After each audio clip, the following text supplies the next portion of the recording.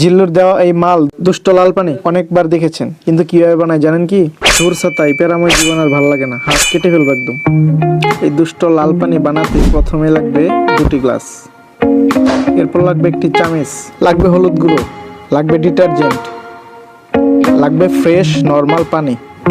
প্রথমে গ্লাসে প্রয়োজন মতো পানি ঢেলে নিব।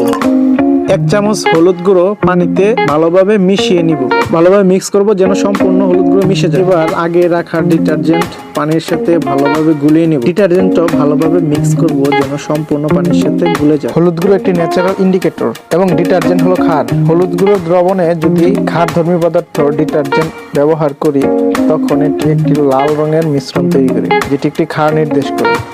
আর এই লাল লিকুইডটি দিয়ে বাংলাদেশ, বলিউড, হলিউড সহ বিভিন্ন সিনেমা ইন্ডাস্ট্রিতে ফেক ব্লাড হিসেবে ব্যবহৃত হয়। মেকআপ আর্টিস্ট মুভিতে কাটা ছেঁড়া দেখাতেও এই লিকুইডটি ব্যবহার করে। এবার কমেন্ট করে জানাও, হলুদ দ্রবণে লেবুর রস অথবা ভিনেগার দিলে কি হবে? আবার অনেক সময় দুষ্ট লাল পানি হিসাবেও এটি ব্যবহার